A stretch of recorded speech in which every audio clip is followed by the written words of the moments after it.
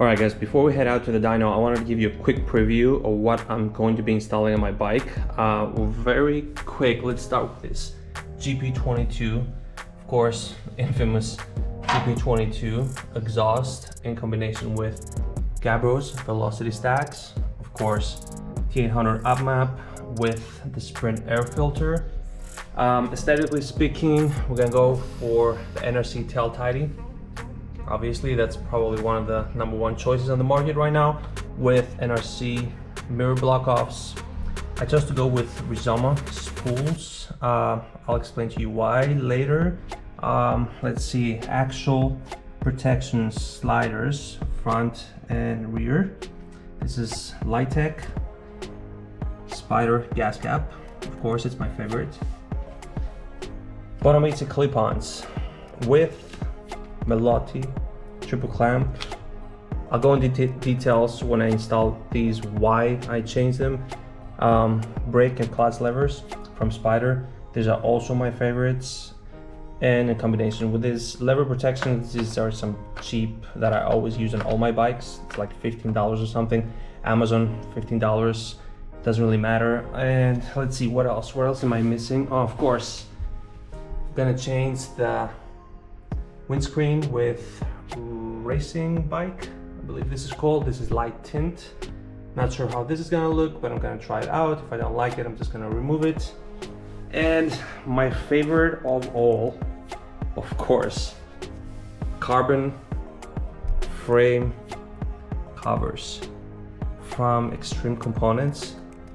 These are in matte, not gloss, and swing arm covers. This is probably my favorite mod of all. I think this is going to transform the bike aesthetically. Did I miss anything? I'm not sure, but even if I did miss something, I am expecting probably double this in parts to install on my bike. This is going to be the first row of installs, but I'm expecting more parts. I'm not sure how many parts I'm going to install after this. I have a list of them, but I know for sure probably one of the most important mods that I will do is convert the chain to a 520 with sprockets. And the biggest one will be forged wheels or carbon wheels. I'm not sure, I haven't decided whether I should go with carbon or forged. That's gonna be probably another video, but let's not focus on that right now. Let's head to the dyno, go get those numbers so we can be done with that and mod the bike.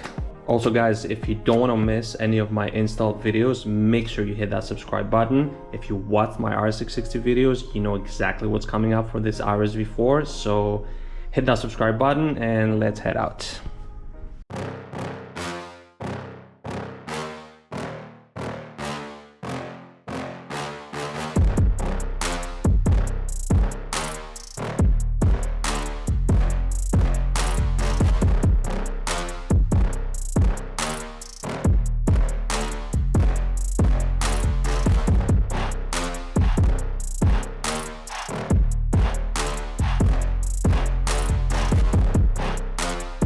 Alright, we're back in Motorsport Exotica. I actually already dynoed the bike. Something very interesting happened during the dyno. Some of you may already know what that issue is because I've seen it before, I've read it in forums before, but I'm not gonna tell you yet.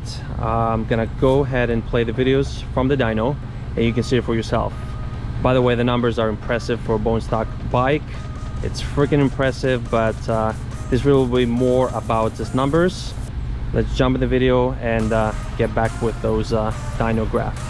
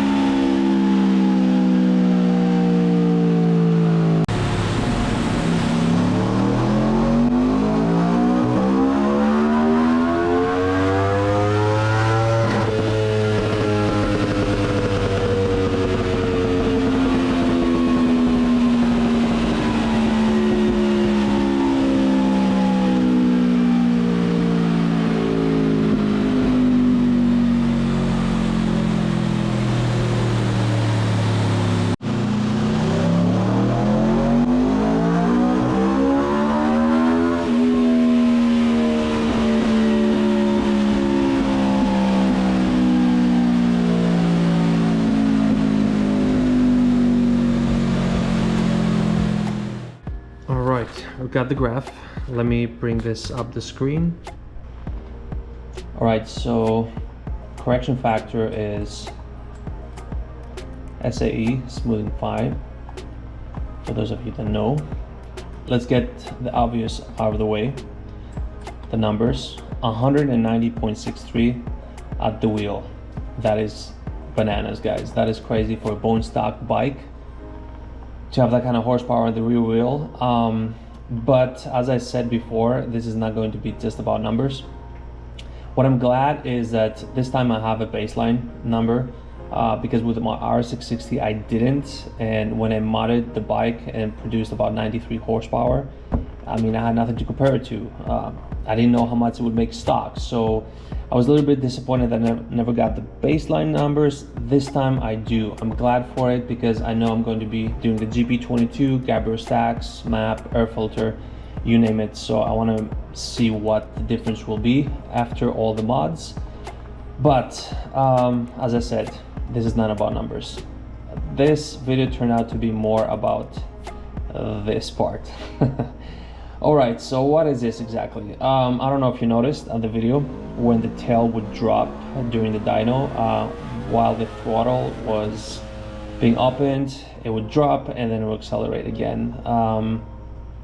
You could tell from Jared's face, he was like, what is going on? Like, you know, power keeps coming down. We weren't sure in the beginning if it was fuel, was it electronics, what was it exactly? And I mean, there were no electronics you know, activated during the dyno. You know, wheel control, traction control, all that good stuff is just down to zero, but it would still drop power. I could hear it. I could hear from outside when he was dynoing it, and I wasn't surprised. I knew it. I knew this is going to happen because I felt it on the roads. I knew it was doing this, but I had people try to make me feel like I'm paranoid or something, that it's in my head that it's cutting power, but I knew it was cutting power. Problem is that during the first 600 miles that I was breaking in the bike, I weren't really opening the throttle at 100%. You know, if you see some rides that I took, you know, even though, you know, I would accelerate probably to like 7,000 or 8,000 RPM, I tried to stay below 8. I think I did a good job for the most part. But breaking the bike for me is just working all the gears, taking some turns, having fun with the guys. And I never had the opportunity to actually have the bike cut power that much because I was opening the throttle about 60 or 70%, you know, a linear opening, a smooth opening up to 7,000 or 8,000 RPM. At some straights, what I would do is I would open the throttle, I would say maybe 80 or 90%, and it would cut power. I wasn't sure what it was. You know, the RSV4 was a new bike for me, coming from the RS660, and I reached out to people. Some people told me that your bike, the RSV4 is restricted from factory to cut power at around 7,000 to 8,000 RPM until you break it in and until you reset it at the service. Well, that turned out to be a lie. That's not the case. So for the most part, first 600 miles, I was riding the bike thinking that it's cutting power because it's restricted. When I find out that it was not restricted, I was a little disappointed because I wasn't sure what this cut was. Then some other people told me, oh, it's the wheel control, just turn the wheel control off. I did, and it still did it. Not as often, but it still did it. So at some point I thought, oh, maybe it was the wheel control, but why is it still doing it? So anyway, I knew the only way to find the real answer would be to dyno the bike. Well, obviously I dyno the bike to get a baseline before I mod the bike, but I was so curious to see if this is going to happen. I didn't tell anything to the guys here at the dyno. I just let them do their thing and see if this is what's going to happen, and I was right. It felt good. It felt good to be right because I knew this was what was going on, but at the same time I was a little disappointed because now my bike is back at the shop, unfortunately, which is the second time my bike is at the shop. I had another warranty issue with my front wheel. It was warped from factory.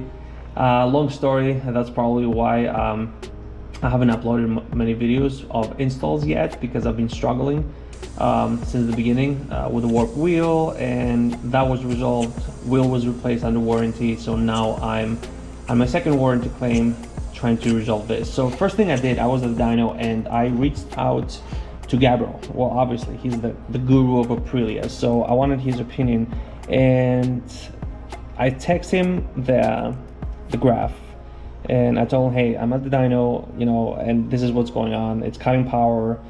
You know, do you think this is going to be resolved if I install your map? What is it exactly? So he told me that a 7500 RPM is where the injector swaps. It's like the swap zone, he told me. I asked him if that's normal, you know, to cut that kind of power. I text him the video of the dyno, and so he can see the drop. He told me that's a bit too much of a drop. Now, I'm not sure if he was referring that you will have a drop regardless. I hope that's not the case, because I don't want to have any kind of power cut at all, even if the injectors swap at 7500 RPM. I guess I'll find out. But yeah, basically, right now is, you know, the goal is to have the bike in and waiting to see what my dealer will say, trying to resolve it. I asked him about the warranty claim. He, you know, my dealer, they took it for a ride. They also felt it. They felt the power cut, but even if they wouldn't, they told me, you know, with this graph, basically this is an undisputed proof that, you know, the bike has an issue. All I'm hoping is that, you know, it's a simple fix of maybe, as Gabros said, maybe the fuel rail is not correctly fitted, is what he said. To check that out. I also read on the forums, and I noticed that quite a few people had the same issue, and I know that some people also were able to resolve it at 100%. I think I read one case where this guy could not resolve it. I hope I'm not this case, because I really don't want to go into having trouble and issues with trying to figure out how I'm gonna fix this. So yes, this is what's going on. I'm a little bit disappointed, but at the same time I'm a little hopeful, knowing that I'm not the only one that had to go through this issue. I will update you once I'm updated if this was resolved or not, and if it is, I hope it is, because I need to move on with modding this bike. As you saw, yeah, I have all these parts ready to be installed, so I can dyno it again. If it is resolved and I'm going to install all those parts, GP22, Upmap, stacks, all that good stuff, I will dyno the bike again. I'll dyno the bike again so I can see what the number will be. I'm hoping for a 200 plus. I want to see a 200 plus, but what I'm really hoping also is that I'll see this linear and I won't see this drop anymore. So let's hope that's what's going to happen. Okay guys, so while I was recording this video, my dealer called me and sent me this picture.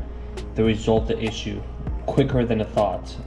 What happened is, go figure, these connections were connected in the wrong place from factory, right? I know, amazing. So that was it. A simple fix is that they just swapped them. I'm not sure if the green ones should be here and the gray one here. I haven't worked on the RSV4 yet to know, or if the green one was plugged here and the gray one was plugged here, but however that happened, this was the issue. This is why it was cutting power at 7,500 RPM. So shout out to Victor Moto from Moto Club Santa Monica for resolving this in lightning speed and getting back to me super fast. I'm really excited. I'm glad it was a simple fix and I can go pick up my bike. Guys, thank you so much for watching. I hope this helped you. If you experienced something similar, I hope this helps you to know what to look for, and stay tuned. Crazy mods are coming up. Make sure you hit that subscribe button, and I'll see you in the next one. Thanks for watching, guys.